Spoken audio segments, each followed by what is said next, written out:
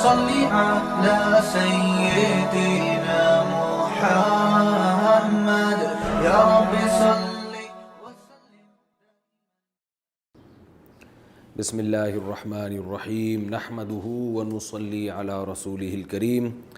سورہ آل عمران کا رکوع نمبر 6 اور تیسرے پارے کا رکوع نمبر 13 یہ چل رہا تھا. اس کا لفظی ترجمہ بھی ہو چکا تھا مختصر گرامر کے ساتھ، اور اس کی تفسیر بھی تقریباً ہو چکی تھی. آخری 2 آیتوں کی تفسیر رہ گئی تھی، وہ میں کر کے پھر جو اس میں ہمیں نقطے ملتے ہیں وہ بیان کر کے پھر اگلے رکوع کی طرف چلتے ہیں.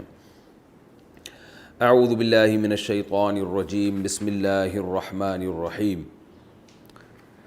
حضرت مریم علیہ السلام کو خوشخبری دی جا رہی ہے کہ آپ کے بیٹا پیدا ہوگا بغیر باپ کے، اور اس کی یہ خاصیتیں ہوں گی.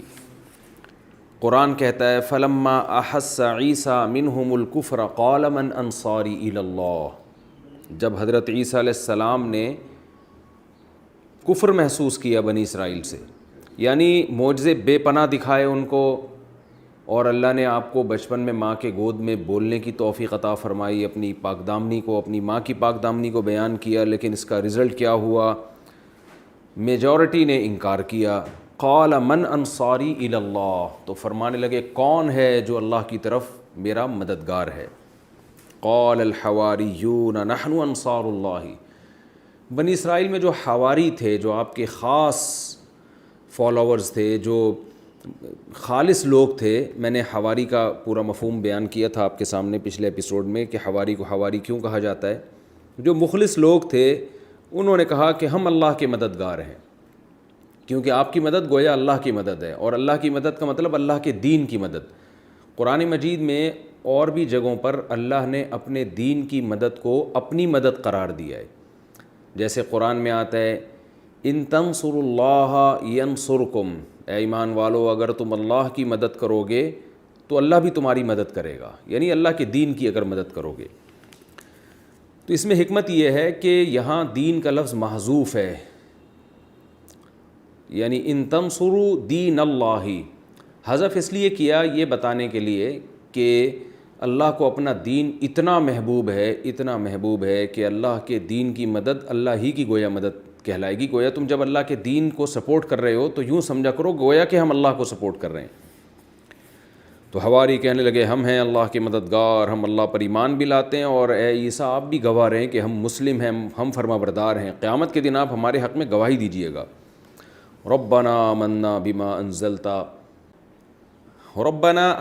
بما انزلت واتبعنا الرسول فاکتبنا مع الشاہدین. پھر دعائیں مانگتے تھے وہ حواریین اور کہتے تھے اے ہمارے رب تو نے جو نازل کیا ہے ہم اس پر ایمان لائے ہیں اور ہم رسول کو فالو کر رہے ہیں، تو بھی ہمیں گواہوں میں شامل کر لے. قرآن مجید میں نیک لوگوں کی دعاؤں کو اللہ نے بہت کثرت سے بیان کیا ہے کہ نیک لوگ اچھا عمل کر کے اللہ سے اس کی قبولیت کی دعا بھی مانگتے ہیں. سورہ آل عمران ہی میں یہ مضمون آئے گا کہ جو صحابہ کرام اور اہل ایمان ہیں قیامت تک وہ بھی اللہ سے دعا مانگتے ہیں. ربنا اننا سمعنا منادیا ینادی للایمان ان آمنوا بربکم فآمنا، یعنی جو محمد صلی اللہ علیہ وسلم کو فالو کرنے والے لوگ ہیں وہ بھی یہ دعا مانگتے ہیں کہ اے اللہ ہم نے ایک منادی کو سنا جو لوگوں کو تیری طرف بلا رہا تھا، ہم نے اس کی دعوت پر لبیک کہا، ہم نے اس کی دعوت کو قبول کیا. تو اللہ نے ہمیں حکم دیا کہ ہم دعا بھی مانگا کریں اور قبولیت کے لیے.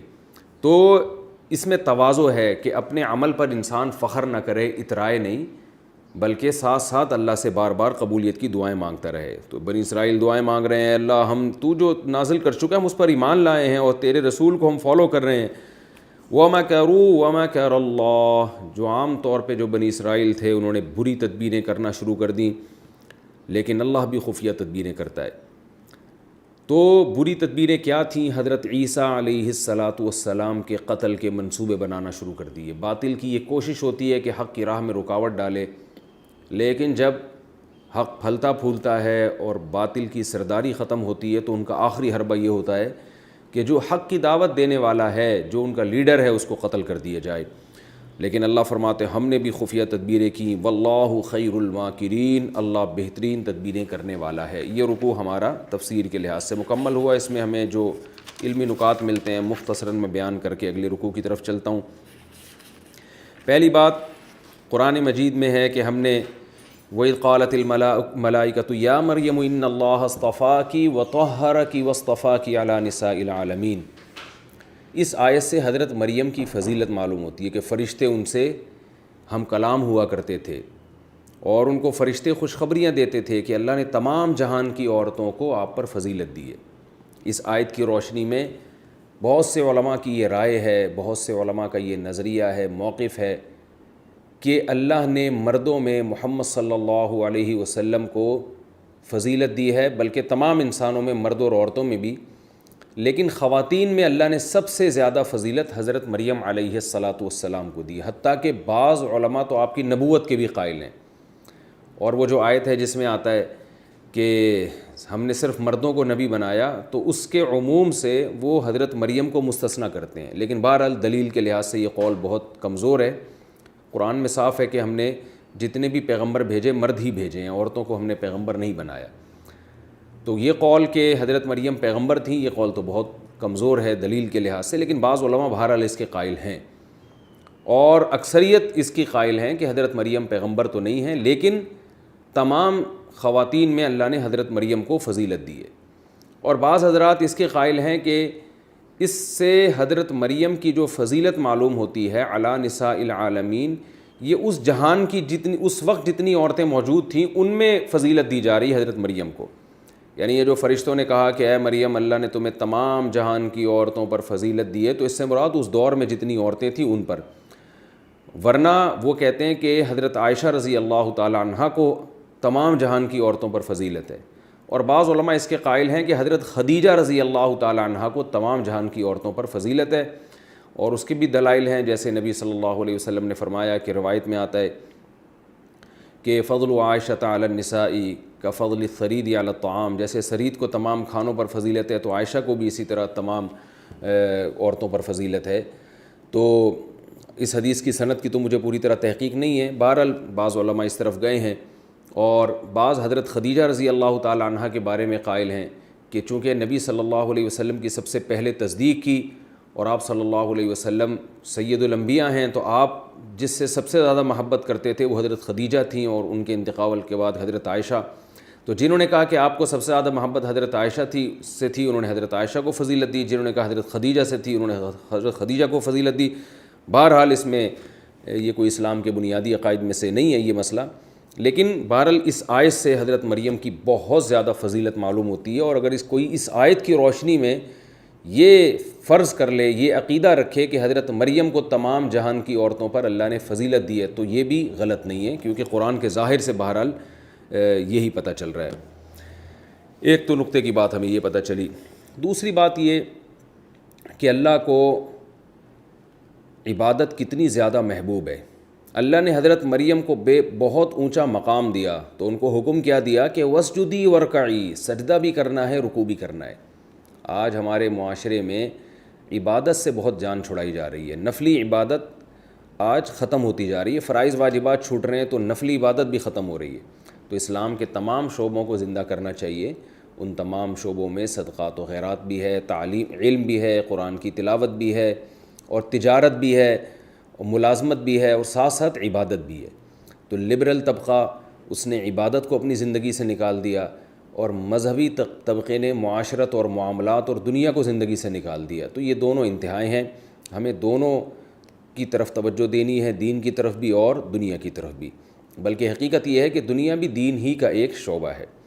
تو اللہ کو یہ عبادت بہت زیادہ محبوب ہے، تبھی اپنے نیک بندوں کو اللہ سجدے اور رکوع کا حکم دیتا ہے۔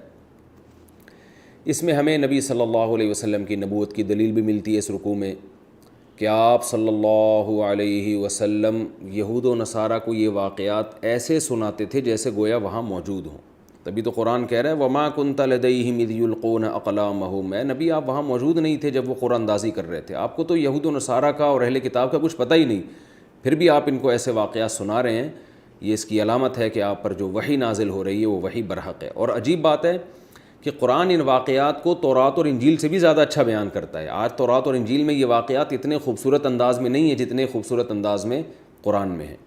اور یہ بھی ہے کہ تورات اور انجیل میں چونکہ آج تحریف ہوئی ہے تو تورات اور انجیل میں ان مقدس ہستیوں کا اتنے خوبصورت اور اتنے بہترین انداز سے تقدس بھی نہیں بیان کیا گیا. یعنی آپ تورات اور انجیل اگر پڑھتے ہیں تو آپ کو حضرت عیسیٰ علیہ السلام اور حضرت مریم سے اور حضرت زکریا اور حضرت یحییٰ سے اتنی عقیدت نہیں ہوتی جتنا قرآن پڑھ کے ہوتی ہے. تو یہ بھی اس بات کی علامت ہے کہ حضرت عیسیٰ اور زکریا اور یحییٰ اور حضرت مریم علیہم السلام جو بنی اسرائیل کے بزرگوں میں سے تھے ان سے ہمیں عقیدت زیادہ ہے. یہود و نصارہ کو، عیسائیوں کو عقیدت نہیں ہے، حالانکہ عیسائی دعویٰ یہ کرتے ہیں کہ ہمارے پیغمبر ہیں.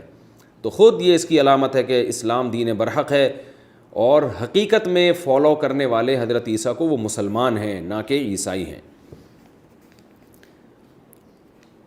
ایک اور علمی نکتے کی بات یہ پتہ چلتی ہے کہ حضرت مریم کو جب بچے کی ولادت کی خبر دی گئی تو آپ کو بھی تعجب ہوا، حضرت زکریا کو جب خبر دی گئی تو آپ کو بھی تعجب ہوا.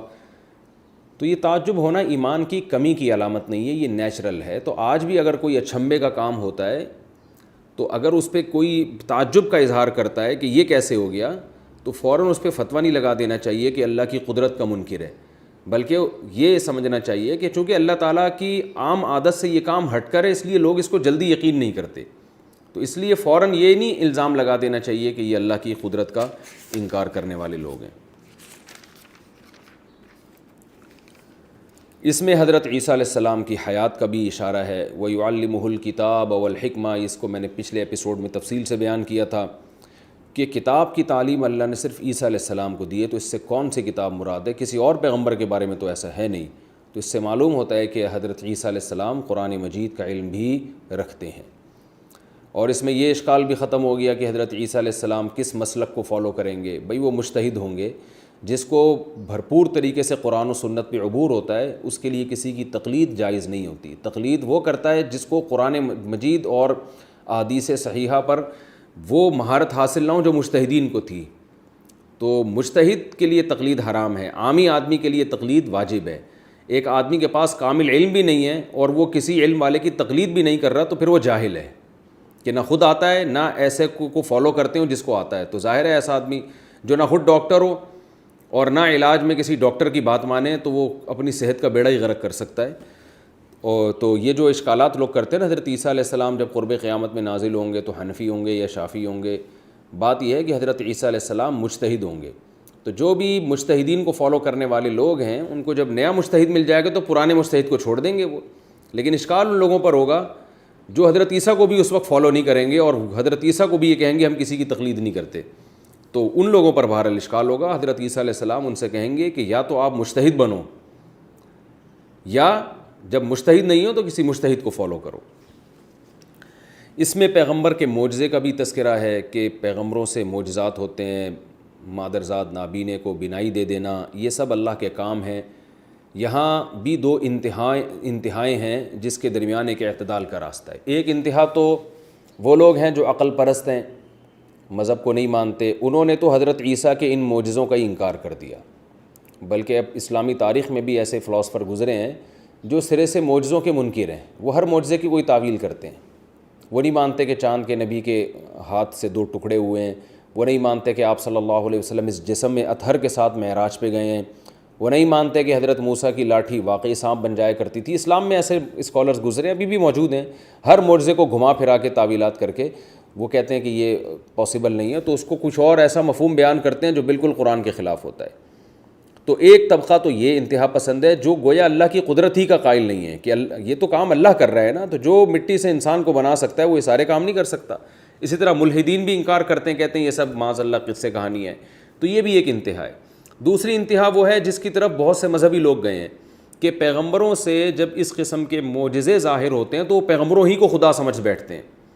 جیسے عیسائیوں نے جب حضرت عیسیٰ کے یہ معجزے دیکھے، بے پناہ معجزے، بغیر باپ کے پیدا ہونا اور مردے کو زندہ کر دینا، تو انہوں نے حضرت عیسیٰ ہی کو خدا بنا ڈالا، خدا کا ایک جز بنا ڈالا. اب وہ حضرت عیسیٰ سے دعائیں مانگتے ہیں. تو یہ دوسرا غلو ہے.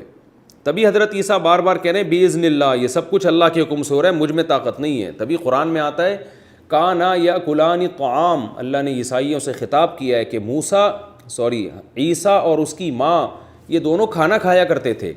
تو جو معبود ہوتا ہے وہ کھانے پینے کا محتاج نہیں ہوتا، ان کو تو بھوک لگتی تھی، ان کو تو کھانا چاہیے تھا. تو یہ حضرت عیسیٰ کی طاقت نہیں تھی، یہ اس خدا کی طاقت تھی جس نے عیسیٰ ابن مریم کو بنایا. تو یہ علمی نقطے ہیں اس میں. اور فلما احس عیسیٰ منہم الکفر، حضرت عیسیٰ علیہ الصلاۃ والسلام جب بنی اسرائیل آپ کے خلاف ہوئے ہیں تو حضرت عیسیٰ علیہ الصلاۃ والسلام نے اعلان کیا کون ہیں مجھے فالو کرنے والے. تو عیسائیوں کا عقیدہ ہے کہ جن لوگوں نے اس وقت حضرت عیسیٰ کو فالو کیا وہ عیسائیوں کی نظر میں حضرت عیسیٰ علیہ السلام کے بعد، پیغمبروں کے بعد سب سے زیادہ مبارک ہستیاں تھیں. ہمارا یہ عقیدہ ہے یقیناً وہ مبارک ہستیاں تھیں. محمد صلی اللہ علیہ وسلم کو جن لوگوں نے فالو کیا وہ بھی سب سے زیادہ مبارک ہستیاں ہیں. تو صحابہ کرام کو برا بھلا بولنا اور ان پہ تبرہ کرنا یہ تو ایک ایسا عمل ہے جس کے عیسائی بھی مرتکب نہیں ہوئے. عیسائی بھی اپنے پیغمبر کے فالو کرنے والے اور پیغمبر پر ایمان لانے والوں کو سب سے افضل ترین لوگ سمجھتے ہیں. تو عیسائیوں سے ہی سبق لے لینا چاہیے کہ وہ تو اپنے پیغمبر کے فالوورز کو سب سے بہتر سمجھ رہے ہیں، اور جو محمد صلی اللہ علیہ وسلم کو فالو کرنے والے لوگ ہیں ان میں آپ نے چند ایک کے سوا سب پہ معاذ اللہ منافقت کا فتویٰ لگا دیا. یہ بہت بڑا جرم ہے جس کے عیسائی بھی مرتکب نہیں ہوئے. اور ایک اور علمی نقطے کی بات جو آخری بات ہے وہ ہمیں یہ بھی پتہ چلتی ہے کہ جب بھی اسلام دشمن قوتیں اہل حق کے خلاف مکر و فریب کرتی ہیں تو اللہ بھی خفیہ تدبیریں کرتا ہے. تو مکر کا لفظ خفیہ تدبیر، تو اس میں اہل ایمان کو حوصلہ بھی ہے کہ اللہ خفیہ تدبیر کرے گا. بظاہر ایسا ہی لگے گا کہ ان کو کامیابی ہونے والی ہے، لیکن تسلی رکھو انشاءاللہ فتح اور نصرت تمہارا ہی مقدر ہے اور اللہ تمہارے ہی ساتھ ہے. یہ تو پچھلا رکوع ہو گیا. اب ہم انشاءاللہ اگلے رکوع کی طرف چلتے ہیں. اب ہم شروع کرتے ہیں سورہ آل عمران کا رکوع نمبر 6 اور تیسرے پارے کا رکوع نمبر 13. حسب معمول سب سے پہلے اس کا لفظی ترجمہ ہوگا، پھر اس کی تفسیر ہوگی اور پھر انشاءاللہ اس کے مختصر علمی نکات بیان کیے جائیں گے. اعوذ باللہ من الشیطان الرجیم، بسم اللہ الرحمن الرحیم. اذ قال اللہ یا عیسیٰ، جب کہا اللہ نے اے عیسیٰ، انی متوفی کا، میں تجھے وصول کر لوں گا. انی کا معنی بے شک میں. متوفی کو خوب اچھی طرح سمجھیں کیونکہ اس لفظ سے بہت سے اس زمانے کے متجددین نے دھوکہ دینے کی کوشش کی ہے اس آیت کی غلط تفسیر کر کے. متوفی یہ میں پہلے بھی بتا چکا ہوں لیکن ڈیٹیل سے ابھی بھی بتاؤں گا دوبارہ. توفا اصل میں باب تفعل ہے، تکلف یتکلفو تکلفن، توفا یا یتوفیو توفین، یہ یوں بنے گا. جس کو پڑھا جاتا ہے توفا یتوفا توفین پڑھا یوں جاتا ہے اس کو. اور متوفی اس میں فاعل ہے، جیسے یتکلفو سے اس میں فاعل بنے گا متکلفن، تکلف کرنے والا. تو متوفی یہ اس میں فاعل بنے گا. توفا کا اصل مطلب کیا ہے خوب سمجھیں. وفا کا لفظ آپ نے اردو میں بہت زیادہ سنا ہوگا. وفا کہتے ہیں پورا پورا بدلہ چکانا. کہتے ہیں نا فلاں نے میرے ساتھ وفا کی ہے. کیا مطلب؟ کہ میں نے اس پر احسان کیا تھا، اس نے وفا کی، یعنی اس نے احسان کا بدلہ چکایا. مجھے ضرورت تھی، اس نے میرا ساتھ دیا. اسے ضرورت تھی، میں نے اس کا ساتھ دیا.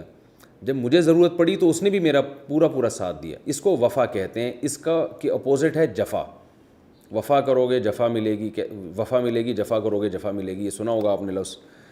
تو وفا کا معنی پورا پورا ادا کر دینا، اور قرآن میں بھی یہ لفظ اس معنی میں بہت زیادہ استعمال ہوا ہے. فوفاکم، اللہ تمہیں پورا پورا تمہارا بدلہ عطا فرمائے گا. یہ اس معنی میں قرآن میں استعمال. وفا یوفی باب تفعیل کا معنی ہوتا ہے بدلہ چکا دینا. اب باب تفاعل میں جب جائے گا نا یہ تکلفہ میں توفا میں، تو اس کا معنی ہوتا ہے پورا پورا وصول کر لینا. کیونکہ باب کے چینج ہونے سے معنی میں اس قسم کی چینجنگ اکثر ہو جاتی ہے. جیسے کروما یکرمو کا معنی عزت دار ہونا، اکرما یکرمو کا معنی عزت دینا. تو باب چینج ہونے سے نا اس طرح کی تبدیلی آتی ہے معنی میں. تو یہاں بھی وفا یفی یوفی اور وفا یوفی کا معنی ہوتا ہے بدلہ چکانا، اور توفا کا معنی پورا پورا لے لینا کسی چیز کو. تو متوفی کا اصل معنی ہے پورا پورا لینے والا, وصول کرنے والا. وفات کو بھی وفات اس لیے کہتے ہیں اس میں بندہ پورا وصول ہو چکا ہوتا ہے, تبھی کہتے ہیں نا فلاں کی وفات ہو گئی ہے, یعنی اس کا وہ پورا ہی وصول ہو گیا ہے اب. تو اس کے اصل معنی موت کے نہیں آتے. ہاں موت کے معنی میں یہ استعمال ہوتا ہے اس لیے کہ موت میں بھی بندہ اس جہان سے پورا وصول ہو کے دوسرے جہان میں پہنچ چکا ہوتا ہے. تو اصل معنی اس کا موت نہیں ہے, اصل معنی اس کا ہے وصولی. میت کو بھی متوفا کہا جاتا ہے, متوفا جس کو پورا وصول کر لیا گیا ہو. تو میت کو بھی کہا جاتا ہے اس لیے کہ وہ بھی پوری وصول ہو جاتی ہے. تو اس اصل معنی اس کا سمجھنے کی ضرورت ہے, وصول کرنا ہے, اصل معنی اس کا موت نہیں ہے. قرآن مجید میں دوسرے مقام پہ اللہ تعالیٰ کا ارشاد ہے, اللہ یتوفی الانفس حین موتها والتی لم تمت فی منامها.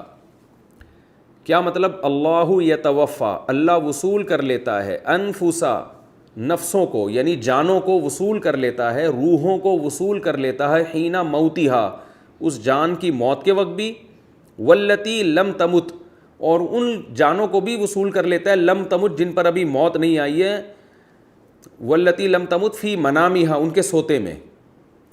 اب یہاں بھی یہاں یتوفا وصول کرنے کے معنی میں, موت کے معنی میں ہوگا تو اس آیت کا مطلب ہی نہیں بنے گا. کیا مطلب؟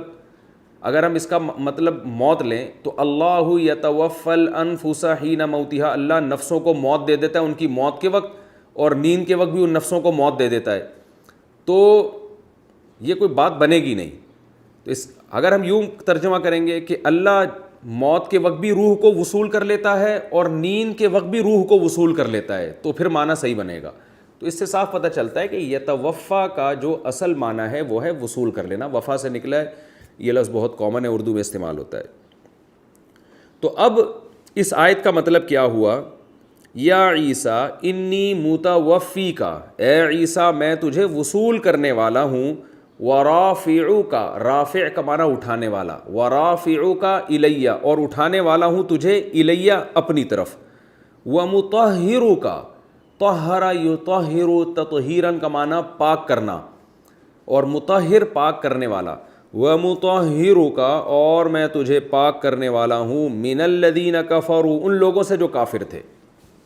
یہ لفظی ترجمہ اس کو خوب اچھی طرح سے یاد رکھیے. دوبارہ کر دیتا ہوں. اذ قال اللہ, جب اللہ نے کہا, یا عیسیٰ اے عیسیٰ, انی متوفیک میں تجھے مکمل وصول کرنے والا ہوں, ورافعک الی اور اپنی طرف اٹھانے والا ہوں, ومطہرک من الذین کفروا اور تجھے پاک کرنے والا ہوں ان لوگوں سے جو کافر ہیں, وجاعل الذین, جعل یجعل بنانا, وجاعل اور بنانے والا ہوں, الذین ان لوگوں کو, اتبعوک جو تیری اتباع کریں گے, تجھے فالو کریں گے, اتبعو جو تجھے, اتباع مشہور لفظ ہے, جو تیری اتباع کریں گے ان کو بنانے والا ہوں. کیا بنانے والا ہوں؟ فوق الذین کفروا ان لوگوں کے اوپر کرنے والا ہوں, الذین کفروا جو انکار کریں گے, یعنی جو تیرا انکار کریں گے ان کو میں نیچے کر دوں گا, اور جو تجھے فالو کریں گے ان کو میں اوپر کر دوں گا, الی یوم القیامہ قیامت تک کے لیے. ثم الی مرجعکم پھر الی میری ہی طرف, مرجعکم تم سب کا لوٹنا ہے, فاحکم بینکم پھر میں فیصلہ کر دوں گا تمہارے درمیان, بما کنتم فیہ تختلف, فیما کنتم ان چیزوں میں, کنتم فیہ تختلفون جن چیزوں میں تم اختلاف کیا کرتے تھے. فاما الذین کفروا بہرحال وہ لوگ جنہوں نے کفر کیا, فاعذبہم, عذب یعذب کا معنی عذاب دینا, تو میں ان کو عذاب دوں گا, عذابا شدیدا دنیا میں بھی سخت عذاب, فی الدنیا یعنی دنیا میں بھی, والآخرۃ اور آخرت میں بھی, وما لهم من ناصرین اور ان کے لیے کوئی مددگار نہیں ہوگا. واما الذین آمنوا وعملوا الصالحات اور بہرحال وہ لوگ جو ایمان لائے اور نیک اعمال کیے, فیوفیہم, دیکھو وہی وفا آ گیا کہ نہیں آ گیا, وفا یوفی, اصل میں وفا یا یوفی توفیتاً, فیوفی یسبح کی طرح, فیوفیہم اللہ پورا پورا عطا کر دے گا, ہم ان کو, اجورہم ان کے اجور. تو وفا کا معنی پورا پورا دے دینا, اور توفا کا معنی پورا پورا لے لینا. واللہ لا يحب الظالمین اور اللہ ظالمین کو سے محبت نہیں کرتا.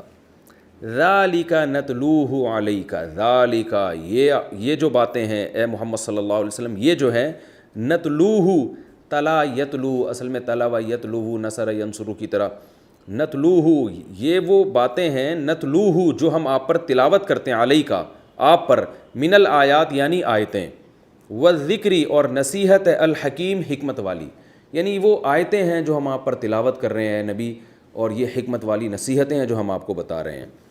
ان مثل عیسیٰ، بے شک عیسیٰ کی مثال، عند اللہ اللہ کی نظر میں، کمثل آدم آدم کی مثال کی طرح ہے۔ خلقہ من تراب، آدم کو اللہ نے بنایا مٹی سے، ثم قال لہ پھر اس مٹی سے کہا کن ہو جا، فیکون وہ ہو گئی، یعنی آدم بن جا، وہ آدم بن گئی۔ الحق من ربک، حق تیرے رب کی طرف سے ہے محمد صلی اللہ علیہ وسلم، حق تیرے رب کی طرف سے ہے، فلا تکن پس نہ ہو جا تو، من الممترین شک کرنے والوں میں سے۔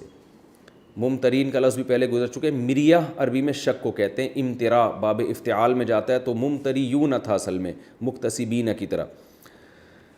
فمن حاجک فیہ، پس جو شخص حاجہ، اصل میں حاجج یحاجج محاججتن، حجت بازی کرنا، ضارب یضارب مضاربتن کی طرح، فمن حاجک پس جو بھی آپ سے حجت بازی کرے گا اے محمد صلی اللہ علیہ وسلم، فیہ اس معاملے میں، یعنی عیسیٰ کے معاملے میں کہ وہ اللہ کے بیٹے تھے یا اللہ کے معبود تھے معاذ اللہ، یا پیغمبر تھے اور اب تھے بندے تھے، جو بھی آپ سے اس بارے میں اب حجت بازی کرے، من بعد بعد اس کے کہ ما جاءک، بعد اس کے کہ آ چکا ہے آپ کے پاس، من العلم علم بھی، دلیل، علم بسا اوقات دلیل کے معنی میں بھی استعمال ہوتا ہے، تو یہاں دلیل کے معنی میں آپ کے پاس حق کی دلیل بھی آ گئی، اس کے بعد بھی آپ سے اگر کوئی حجت بازی کرے، فقل تو آپ اس کو کہہ دیجئے تعالوا آؤ۔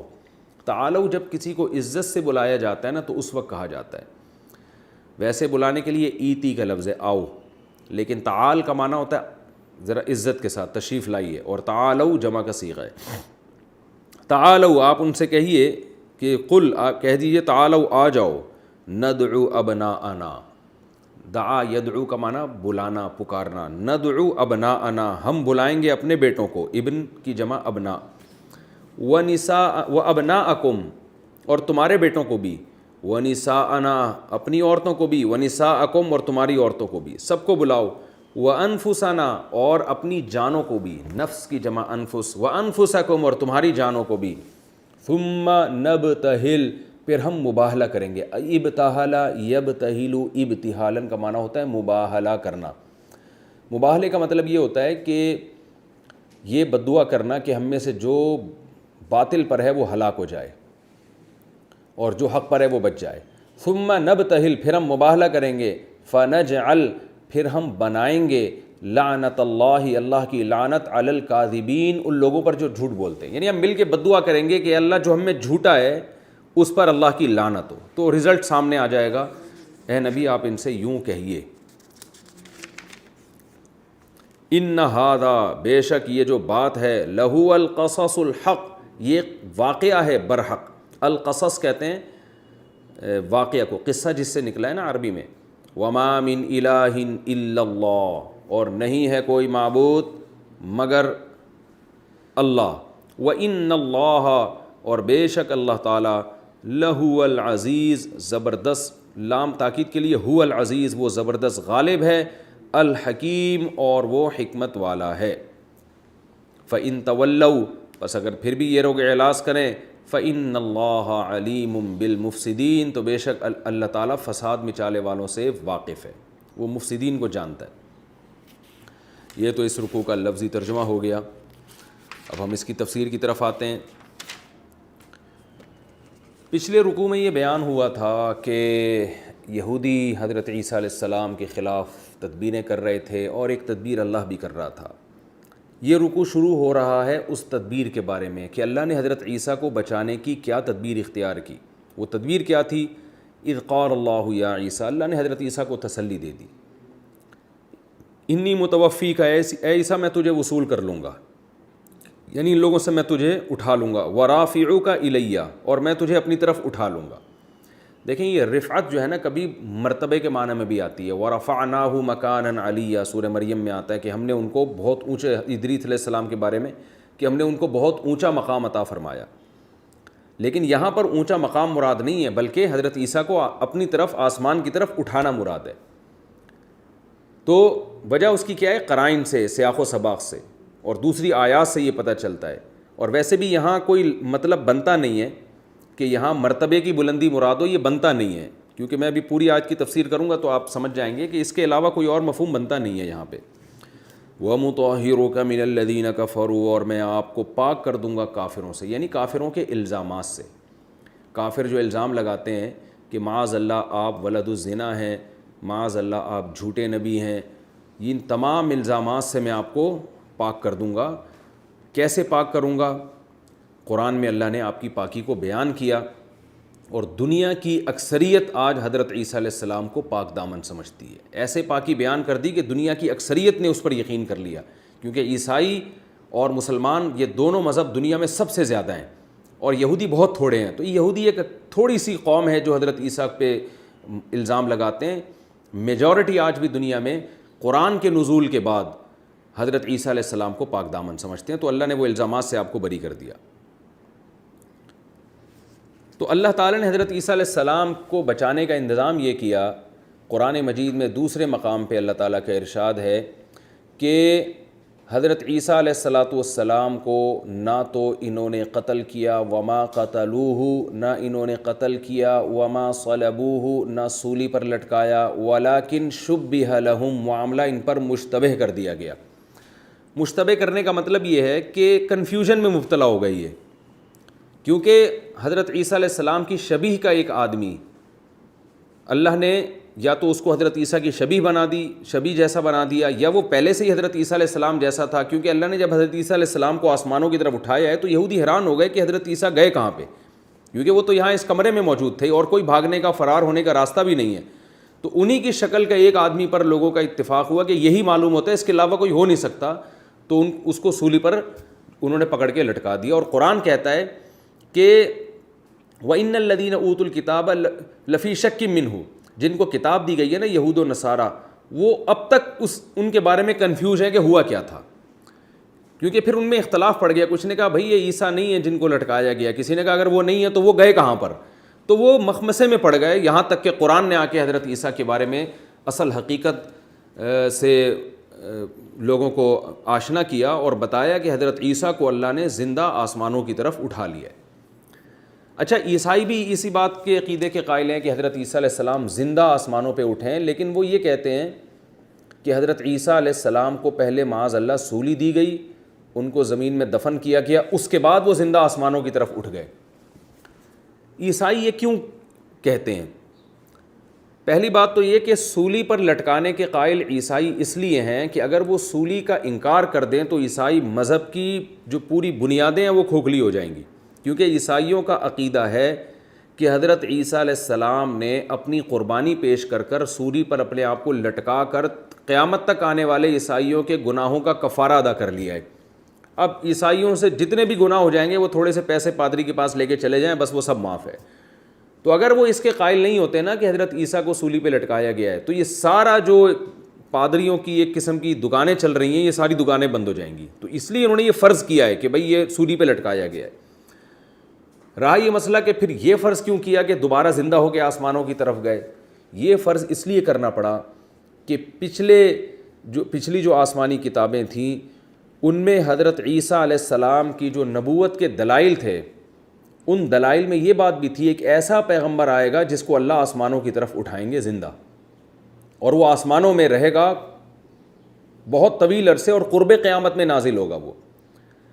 اگر یعنی عیسائی یہ کہہ دیتے کہ حضرت عیسیٰ کو سولی پہ لٹکا کے ختم کر دیا گیا تو پھر یہ ایک بہت بڑا سوالیہ نشان تھا کہ تم جس پیغمبر پر ایمان رکھتے ہو اس پیغمبر کی تو نبوت کی علامتوں میں سے ایک بہت بڑی علامت جو پچھلی کتابوں میں ہے وہ یہ ہے کہ وہ پیغمبر آسمانوں پر اٹھایا جائے گا اور قرب قیامت میں وہ نازل ہوگا. تو یہ تو سولی پر لٹک کے ختم ہو گئے تو اب کیسے نازل ہوں گے دوبارہ؟ تو اس لیے عیسائیوں نے اپنے وہ عقیدے کو بچانے کے لیے جس سے ان کو گناہ کی چھوٹ ملتی ہے، یہ بھی عقیدہ رکھا کہ صلیب پر لٹکایا گیا ہے اور حضرت عیسیٰ کی نبوت کہ جو دلیل تھی اس دلیل کو بچانے کے لیے یہ بھی عقیدہ رکھا کہ تیسرے دن آسمان کی طرف اٹھیں، وہ 3 دن قبر میں دفن ہونے کے بعد۔ تو اسی وجہ سے عیسائی بھی حضرت عیسیٰ علیہ السلام کا بالکل اسی طرح انتظار کر رہے ہیں جیسے کہ مسلمان انتظار کر رہے ہیں۔ اور یہود جو تھے وہ بھی آسمانی کتابوں میں پڑھتے تھے کہ ایک پیغمبر آئے گا قرب قیامت میں، اس سے مراد تھے حضرت عیسیٰ علیہ السلام، لیکن انہوں نے اس میں تعویلات کر دیں اور اس کو اپنا نجات دہندہ اور کچھ کرا کے، جو بھی یہودیوں کا عقیدہ ہے کہ دجال آئے گا اور حضرت جو پیغمبر آئیں گے وہ یہودیوں کے لیے نجات دہندہ ہوں گے، تو عیسیٰ علیہ السلام کو یہودی اس کا مفہوم کچھ اور لیتے ہیں، عیسائی اس کا مفہوم کچھ اور لیتے ہیں، اور مسلمان اس کا مفہوم کچھ اور لیتے ہیں۔ عیسائی اور یہودی اس لحاظ سے تو متفق ہیں کہ جو قرب قیامت میں آئیں گے وہ حضرت عیسیٰ ابن مریم ہی ہوں گے۔ یہودی تو ان کو عیسیٰ بن مریم ماننے سے انکار کرتے ہیں، وہ کہتے ہیں کوئی اور پیغمبر ہوگا، وہ کیا ہوگا وہ یہودی جانے، ان کا ہیڈک ہے، یہ ہمارا ہیڈک نہیں ہے۔ لیکن یہودی، عیسائی اور مسلمانوں میں جو اختلاف ہے وہ اختلاف یہ ہے کہ ہم یہ کہتے ہیں کہ حضرت عیسیٰ علیہ السلام اسلام کی مدد کے لیے آئیں گے، اور عیسائی یہ کہتے ہیں کہ عیسیٰ علیہ السلام عیسائیوں کی مدد کے لیے آئیں گے۔ لیکن عیسائی اور یہودیوں کا اس پر، مسلمانوں کا اس پر بھارا اتفاق ہے کہ وہ یہودیوں سے انتقام لیں گے۔ تو یہ حضرت عیسیٰ علیہ السلام کی جو حقیقی پوزیشن تھی اس کو قرآن نے بیان کیا کہ اللہ تعالیٰ نے آپ کو نہ سولی پہ لٹکنے دیا، وما قتلوہ وما صلبوہ، نہ عیسائیوں نے حضرت عیسیٰ کو قتل کیا، یہودیوں نے، وما صلبوہ، اور نہ سولی پر لٹکایا، ولکن شبیہ لہم، معاملہ ان کے لیے مشتبہ کر دیا گیا۔ پھر ہوا کیا؟ قرآن کہتا ہے بر رفعہ اللہ الیہ، بلکہ اللہ نے ان کو اپنی طرف اٹھا لیا۔ تو یہاں رفعت سے مراد مرتبے کی بلندی نہیں ہے، کیونکہ یہاں بچانے کے معنی میں اٹھانا استعمال ہو رہا ہے، تو مطلب جسم کے ساتھ اٹھا لیا تاکہ وہ قتل نہ کر سکے۔ اور یہاں بھی یہی مطلب ہے، یا عیسیٰ انی متوفیک، یا عیسیٰ میں تجھے وصول کروں گا، ورافعک الیہ، اور میں تجھے اپنی طرف اٹھا لوں گا، ومطہرک من الذین کفروا، اور کافروں کے طعنوں سے میں تجھے پاک کر دوں گا۔ ہم اگر یہاں متوفیکہ کا معنی فرض کر لیں وفاتی ہے، کیونکہ پروفیسر غامدی صاحب نے حضرت عیسیٰ کی حیات کا انکار کیا، وہ بخاری اور مسلم کی متفق علیہ صحیح حدیث کا انکار کیا، صحابہ کرام کے اجماعی عقیدے، فقہاء کرام کے اجماعی عقیدے کا انکار کیا، تو انہوں نے قرآن کی آیتوں میں بہت زیادہ غلط سلط تعویلات کی ہیں۔ ہم فرض کر لیتے ہیں کہ یہاں متوفی کا مطلب وفات دینا ہی ہے، یعنی موت دینا ہی ہے، تو بھی اس کا یہ مطلب نہیں ہے اس آیت کا کہ میں ابھی آپ کو فوراً موت دے رہا ہوں۔ اس کا مطلب ہے میں آپ کو موت دوں گا۔ متوفی اس میں فاعل فیوچر کے معنی میں استعمال ہوتا ہے، تو پھر اس کا مطلب یہ ہوگا کہ اے عیسیٰ میں آپ کو موت دوں گا، ورافعک الیہ، اور آپ کو اپنی طرف اٹھاؤں گا۔ اور عربی میں جو واو کا لفظ ہے وہ ترتیب کے لیے نہیں آتا، یعنی اس لیے نہیں آتا کہ یہ کام ترتیب سے ہو رہے ہیں کہ پہلے موت دوں گا اس کے بعد میں آپ کو اپنی طرف اٹھاؤں گا۔ اس کے لیے واو کا لفظ نہیں استعمال ہوتا، بلکہ اس کے لیے فا کا لفظ استعمال ہوتا ہے۔ اگر یہاں فا ہوتی، یوں ہوتا انی متوفیکا، اے عیسیٰ میں آپ کو موت دوں گا، فرافعک الیہ، فرافعک، تو اس کا مطلب ہوتا موت کے بعد اٹھاؤں گا۔ تو واو صرف ایک کام میں شرکت کے لیے آتا ہے، ترتیب کے لیے نہیں آتا۔ اس کی مثال ایسے ہے جیسے میں اگر کہتا ہوں جاءنی زید و عمر، میرے پاس زید آیا اور عمر آیا، تو اہل لغت کا اس پر اتفاق ہے کہ اس میں یہ ہرگز نہیں بیان کیا گیا کہ پہلے زید آیا اور پھر بعد میں عمر آیا، بلکہ اس کا مطلب ہے کہ زید بھی آیا اور عمر بھی آیا۔ کون پہلے آیا کون بعد میں آیا اس کا اس کلام میں تذکرہ نہیں ہے، تو واو میں دونوں کو جمع کر دیا کہ دونوں آئے ہیں۔ ترتیب اگر آپ بیان کرنا چاہتے ہیں تو پھر آپ یوں کہیں گے جاءنی زید فا عمر، زید آیا پھر عمر آیا، تو یہاں بھی واو ہے۔ متوفی کا ورافعو کا، میں آپ کو وفات بھی دوں گا اور اپنی طرف اٹھاؤں گا بھی۔ تو وفات کب دوں گا؟ احادیث سے ثابت ہے کہ قرب قیامت میں جب حضرت عیسیٰ علیہ السلام دوبارہ نازل ہوں گے تو ان کی وفات ہوگی۔ اور رافعو کا الیہ کا مطلب آپ کو اپنی طرف اٹھا لوں گا، یہ عمل پہلے ہوگا۔ تو یہ جب ہے جب ہم وفات کے معنی میں لے لیں متوفیکہ کو، موت کے معنی میں لے لیں، لیکن اس تکلف کی ہمیں ضرورت نہیں ہے، کیونکہ قرآن کی آیت سے اور دوسرے مقامات سے پتہ چل رہا ہے کہ متوفی یہاں پر وصول کرنے کے معنی میں ہے۔ یا عیسیٰ انی متوفیک ورافعک الیہ، عیسیٰ میں آپ کو وصول کروں گا اور آپ کو اپنی طرف اٹھاؤں گا اور آپ کو کافروں کے طعنوں سے بچا لوں گا۔ وجاعل الذین اتبعوک فوق الذین کفروا الی یوم القیامہ۔ وقت پورا ہو گیا، آیت کے اس حصے کی تفسیر انشاءاللہ اگلے ایپیسوڈ میں بیان کروں گا۔ اللہ تعالیٰ سمجھنے کی اور ہم سب کو عمل کرنے کی توفیق عطا فرمائے۔